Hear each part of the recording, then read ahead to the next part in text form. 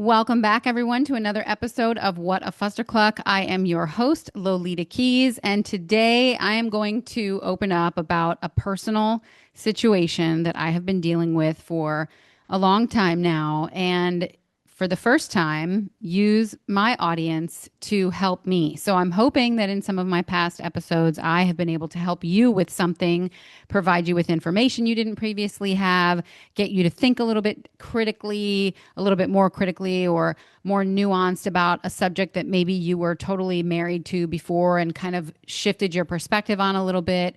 And today I'm asking for my audience's help. And this is probably going to be a little bit difficult for me to record. I might need to take a couple of breaks. I'm going to do my best not to get super emotional about this, but I want to talk about something that's been keeping me up at night, and it has to do with one of my children who has been suffering for years now and seemingly getting progressively worse. And yet, when I'm trying to get him the help that I think he needs at a real specialist level, I have been told that the soonest my child can get in to see a specialist is in 2027. And I am recording this episode in July of 2026. So the fact that I have to wait to see a specialist until that time tells me that something is broken. My kid is hurting now, and I can't get him help from a medical professional until 7 or more months from today, which I just think is disgusting. And I think it is a clear indication of just how broken the system that we are paying for in our insurance premiums really is. So, although today's episode is personal, I think maybe you might hear some of your own story in mine if you're someone who has suffered with any type of medical problems. Now, for any first-time listeners out there, you may not know this about me, so just a little quick background before I dive into what I'm dealing with right now with my son's current medical concerns. So I suffered with migraine headaches for decades, and I have done just about everything and anything and did not get relief until I was in my 40s. And it was only by doing my own research and being my own healthcare advocate, which is part of some of the things that What a Fuster Cluck is really passionate about, is the message of being your own healthcare advocate and never giving up, because the medical system will forget you, and only you can help yourself at the end of the day and be diligent about getting the healthcare that you so desperately deserve and need. And so that's just a little bit of background about me and some of the things that I'm really passionate about, that I really believe in. It's being your own healthcare advocate, not losing hope, remembering that there are some underlying things going on in the human body sometimes that can often be the very thing that just by a simple elimination can make you feel better overall in anything you might be dealing with from a chronic illness perspective or a pain perspective or whatever. And I know it's not always that easy, but in the case of diabetes, in the case of people struggling with cholesterol issues, really just a myriad of medical issues, there is a subset of that population that really doesn't need medication. They need lifestyle changes. And our medical system has not caught up to this message yet, unfortunately. And thank God now that you have a lot of boutique practices popping up, which seems like such a shame that these have to be boutique. And also with these boutique pop-ups that are coming around that are wonderful and which I fully support and I go to myself. Unfortunately, you're paying cash and it's not cheap. It's not cheap. And I'm just very blessed and thankful that I can afford this type of healthcare. And I'm probably going to explore this avenue to help my son now as well, seeing as we can't get into I'll call it the mainstream medical system until next year, 2027, which I'm super pissed about. And that's a system that I prepay into with my insurance premium, not to mention what I end up paying towards the deductibles before anything ever gets paid for out of pocket anyway. And this is not a knock on medical professionals. I've said before, again, if you're a new listener, please go back and listen to some of my other episodes on this. I have said before that doctors and nurses are dealing in the system in which they are essentially being forced to function in. And this is not to say that our doctors and our nurses don't care. They are grossly overworked and underappreciated as well. So this is really a problem more at the business level, at the stakeholder level, at the greed level, which I will get into. And at the end of this episode, as always, I am going to try to close out with some kind of a unifying message and some of my thoughts on how this could change, hopefully in the future and for the better. So let me start out with some of what my son has been dealing with. Of course, as his mother, I feel absolutely terrible, like I have bestowed upon this child some genetic disorder that now causes him to deal with the same kinds of headaches that I had. Now, mine were definitely diagnosed as migraines. My son has not been formally diagnosed yet, but I know that this is what he is experiencing just based on his symptoms. And what scares me the most is how young his headaches started. I think he first started telling me about headaches when he was in third grade. And I remember at the time I actually had to get a doctor's note for him to be able to take a electrolyte drink to school because there was a concern in the classroom of him having a drink with sugar in it, and that attracting bugs. Now, I appreciate that argument from his school because we do live in Florida, and I know that pests can be a nuisance, but I was very frustrated and annoyed that I had to get a doctor's note for that. But I did, and he was able to take those drinks to school. And we were able to sort of curb the headaches just by giving him the electrolytes he needs, and also me making sure that he's ingesting the proper amount of methylated B vitamins. I did another episode about that, so please go back and listen to the difference between, methylated B vitamins versus non-methylated B vitamins. So folic acid versus folate, for instance, and how if you're someone with an MTHFR genetic mutation, which I am, your body cannot process folic acid and you need methylated B vitamins. And so knowing that I likely passed that on to my children, since almost 50% of the population has that same genetic mutation, I knew that I needed to get my son on proper B vitamins as well. So we started doing that and noticed some improvement. Now, another thing that I want to fill you guys in on about my son is that I have two sons. And between the two of them, this son in particular was just born with a gift. And I'm totally trying not to get emotional here, so bear with me. But he was born with a gift. I swear to you, this child picked up a ball probably as early as 3 months old, definitely by 4 months. And I mean, he was obsessed with any kind of ball you could possibly imagine. And he just had such astute, strong, innate athletic ability. And I know a lot of parents, think the world of their kids or think they're the best athlete ever. And I'm not saying he's like Kobe Bryant or Derek Jeter, or Michael Jordan. But what I am saying is that I have two children, so I can do a comparative analysis. We have plenty of friends, who I would hope would attest to the same information, but he just had a gift. He was hitting baseballs without a tee when he was 3 years old, when my husband would pitch to him. I mean, just a stellar athlete, such a stud of a kid, and performed well in every sport we ever put him into. But enter these headaches in third grade, and things shifted for him. He started getting nervous about playing sports, especially when the weather got warm. And we live in Florida again, so the weather's warm pretty much half the year. And sometimes it's like ungodly hot. And I had hoped that with some conditioning, he would get over this. But I know even for myself, heat was a migraine trigger for me until I really got to the source of what was causing my migraines and was able to drastically reduce the amount of migraines I get. The issue with me trying this on my son is that I'm also on hormone replacement therapy and he is a child. And so I certainly don't want to put him on that. But I asked his doctor to run a blood panel on him.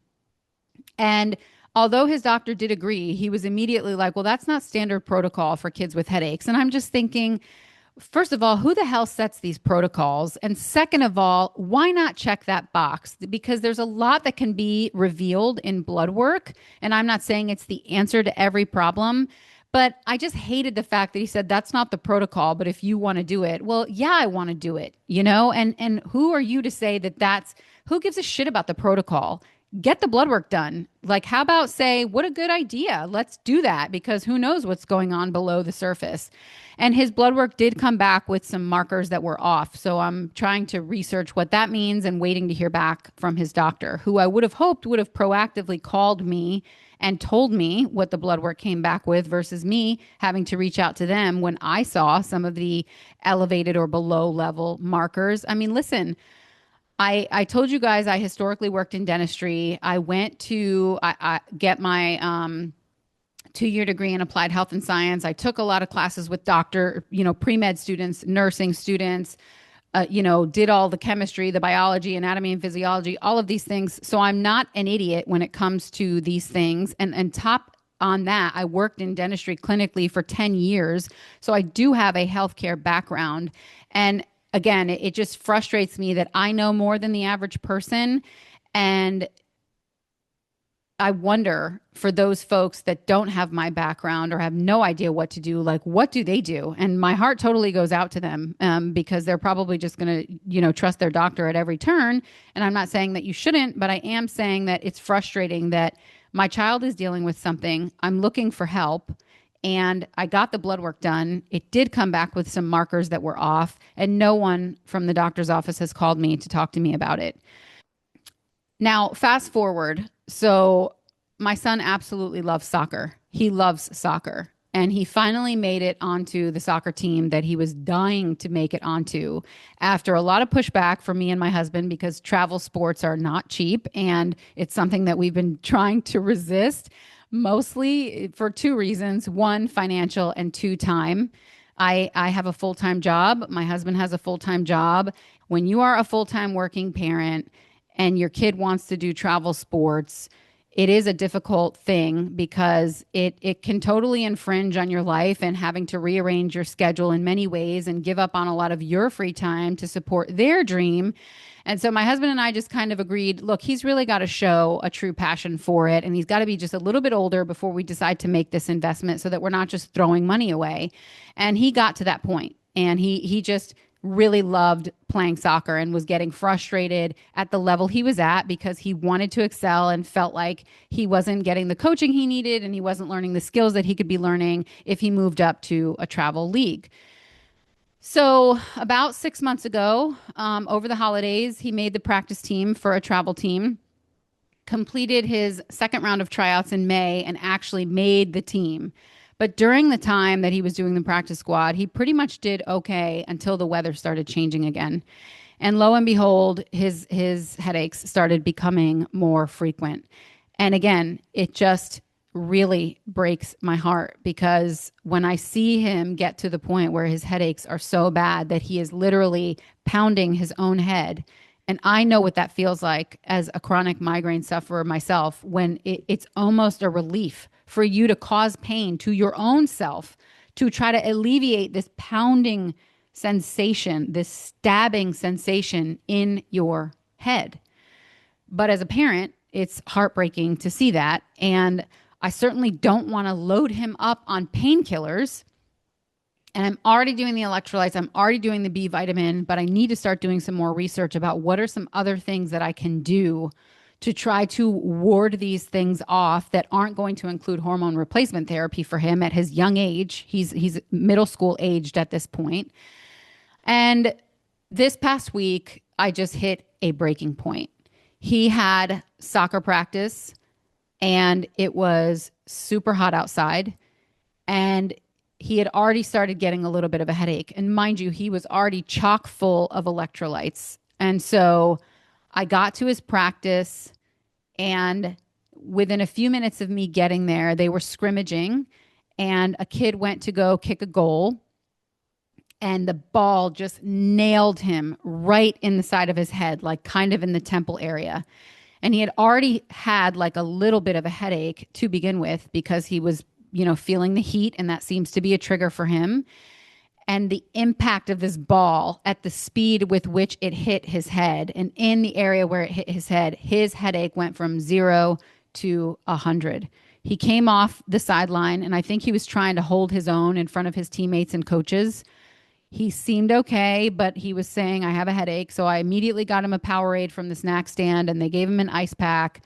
But within 10 minutes, he started freaking out, just crying about the pain. And we get in the car and he's sitting in the front seat and he's crying and I can tell he just wants to unleash, but his friends are in the car and he's feeling embarrassed and he doesn't want to look weak. And then he just can't help it anymore. He's like pulling his t-shirt up over his shirt. He is in so much pain. He is literally saying the words, "I'm going to die. I feel like I'm going to die. I think my head is going to explode." And I'm trying to reassure him, "You're going to be fine. It's going to be okay. We're going to get you home. Take a cool bath, relax." And obviously this headache was bad enough that I'm like, I got to give this kid some Motrin or something to get rid of this pain. And so, I dropped him off. He got into a cool bath, took some Motrin, relaxed, did some deep breathing, and thank God the headache went away, which I'm so relieved about. But then we had a little bit of a heart to heart. And this is, again, it just adds to my heartbreak because he loves playing soccer. But even he recognizes now that the heat is a trigger for him and whether or not he can actually stand to play. And it's killing me because he made this team and practice will officially start, I think, late August, and he'll finally be able to play in some games that he has just been busting his ass and working so hard for. And now he's facing the decision, and we are facing the decision as a family of, can his body sustain this? Can he physically do this in these temperatures? And what can we do to help him? And that brings me back to getting him in to see a specialist and the fact that we have to wait until 2027 to get him in with a pediatric neurologist. I mean, this is just absolutely ridiculous. If you or someone you love has been through this with your child or yourself, I want to hear from you. What helped? What actually worked? I'll be asking again at the end of the episode. You can email me whatafusterclucklk@gmail.com or reach out to me on Instagram or Facebook. I'm just desperate at this point. I want so bad for my son to kind of live out this dream of playing on this awesome soccer team and enhancing his skills. I just feel like it breaks my heart even more because I can remember when he was little thinking, oh my God, this kid's going to get a sports scholarship. No doubt. I mean, I'm never going to be crazy enough to say he was going to make it into any major leagues, but I definitely felt like he had enough athletic ability that, oh, we're good. We don't have to save for college. This kid's getting a scholarship. So going back to the real problem at hand here, I went looking for answers and basically here is what I found. So let me get into some statistics. Roughly 1 in 6 American children, 17%, report frequent or severe headaches, including migraine, in any given year based on a nationally representative sample of nearly 10,000 kids.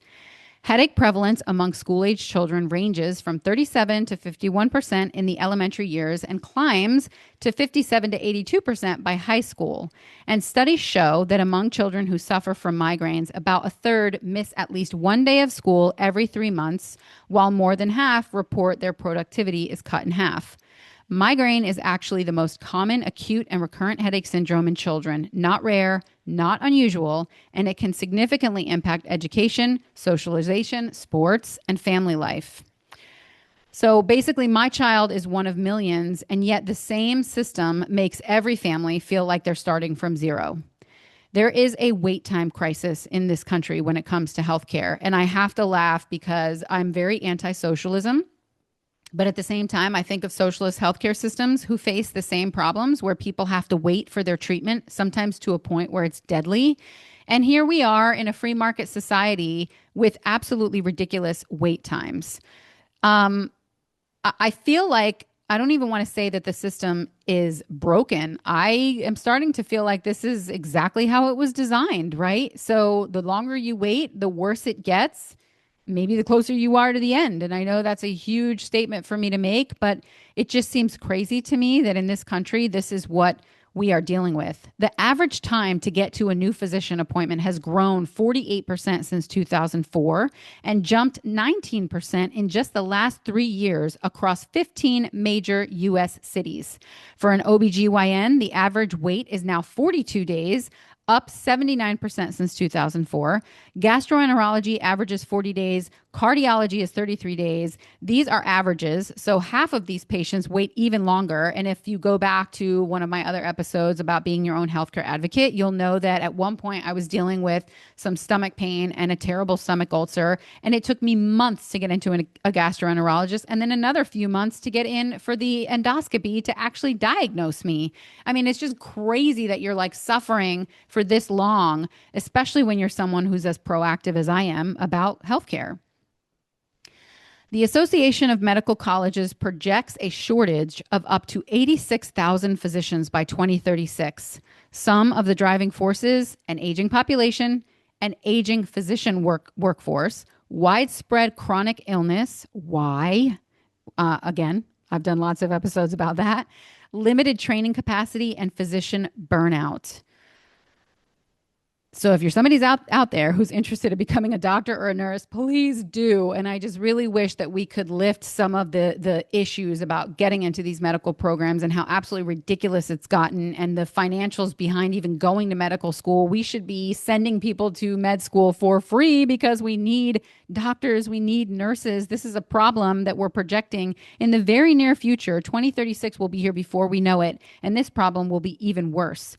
We also have a gatekeeper problem. Most insurance plans, especially HMOs, require a primary care referral before you can even request to go see a specialist. So before you wait 40 days for a neurologist, you first have to get a primary care appointment. Then you wait for the referral to be processed. Then the specialist office will call you, review your insurance, and schedule you out, sometimes months or even years. You haven't even received a single test yet. And rural patients have it the worst. A 43% drop in independent rural physicians between 2019 and 2024 means that in many parts of this country, the specialist doesn't even exist nearby. This is the system. This is not a bug. This is not a failure. This is the system that we have built. And now there's a whole money machine, and who is actually paying and who is actually profiting? The cost burden on families is real. The average annual premium for employer-sponsored family health insurance is now nearly $27,000 per year, $26,993 to be exact, according to the Kaiser Family Foundation's 2025 survey. Workers contribute an average of $6,296 of that themselves. A family of four buying their own coverage on the marketplace pays an average of about $2,230 per month in premiums alone before a single doctor's bill has even come into your mailbox. And then comes the deductible. Most families must spend thousands of dollars out of pocket before the insurance covers anything meaningful.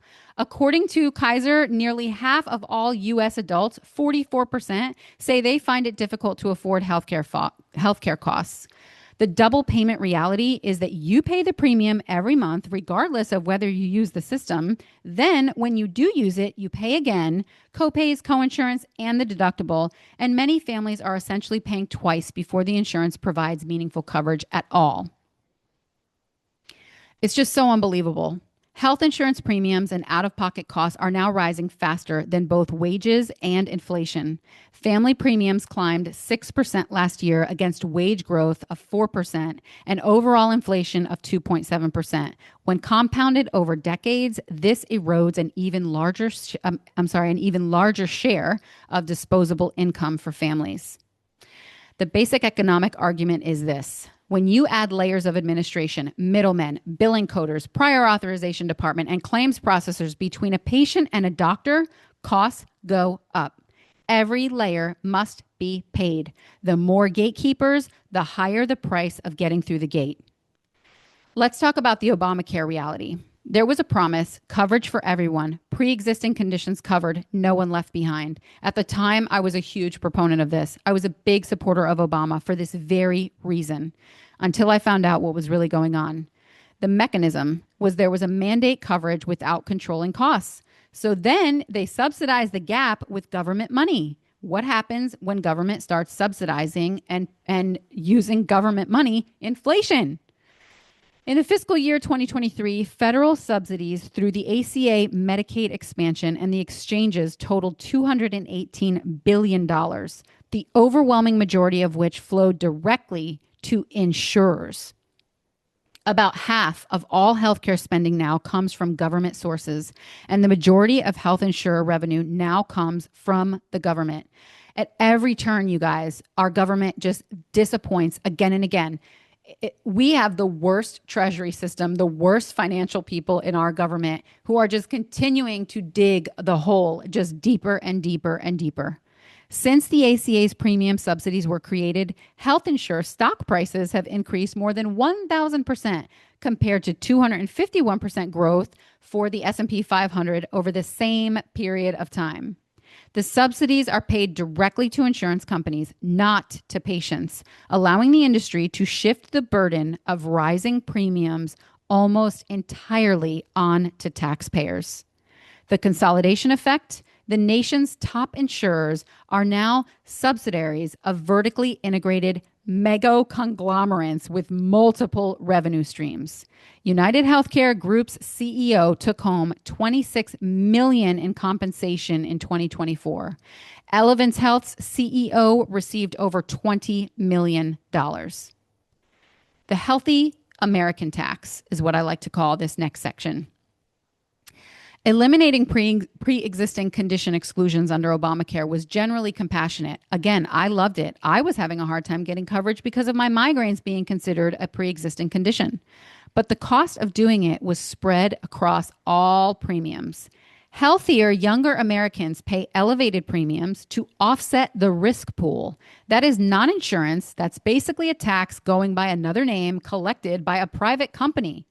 When ACA enhanced subsidies expire, the Kaiser Family Foundation estimates the average out-of-pocket annual premium for subsidized households will more than double from $888 to $1,904. The healthiest people drop out, the sickest stay enrolled, and the risk pool deteriorates, which drives premiums even higher for those who remain. So the bottom line is that the Obamacare system was designed to manage risk and profit, not to get my child in front of his neurologist. This all just drives me so crazy, you guys. This is just decades of just corruption in our system and just mismanaging of money. And again, it's so difficult for me to balance free market and capitalism and how like the free market will solve versus the greed, which in my opinion, just it overrides compassion at every turn. So what is the systemic truth? The greed versus the compassion that I just mentioned. The reason real reform doesn't happen isn't ignorance, it's math.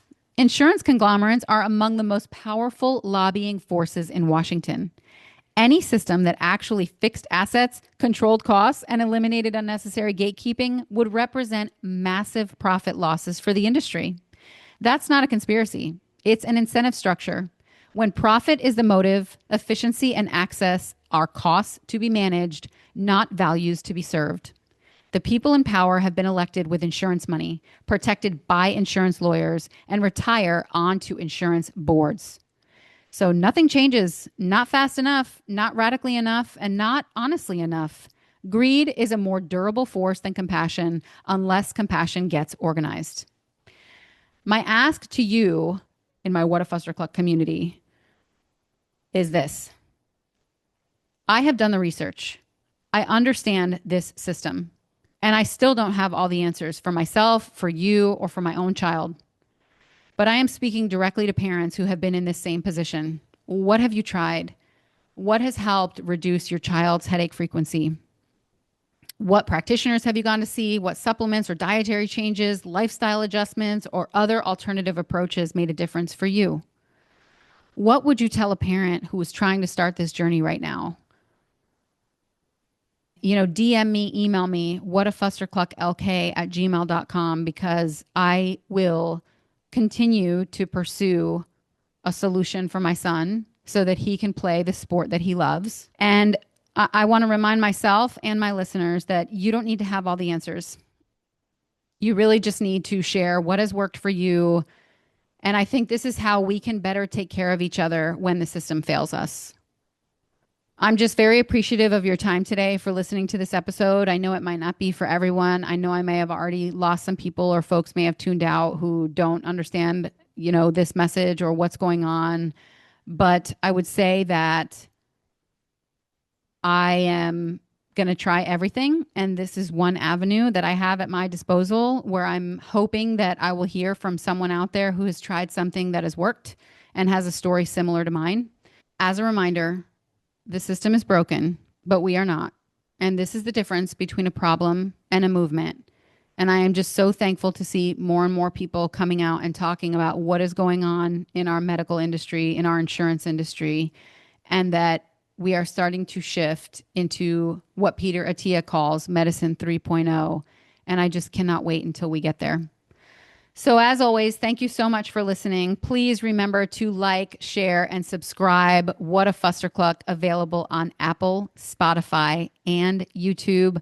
I appreciate you all so much. Thank you for sharing in this story with me.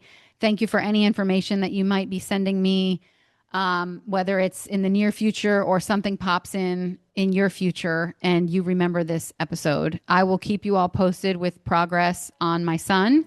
And when we finally get to that neurologist, what that unveils. And I just appreciate everybody's well wishes and thoughts and information. What a Fuster Cluck, Apple, Spotify, and YouTube. Please like, share, and subscribe. Anybody who might be benefiting from this message, I would absolutely love it if you did. Thank you so much for listening. Until next time.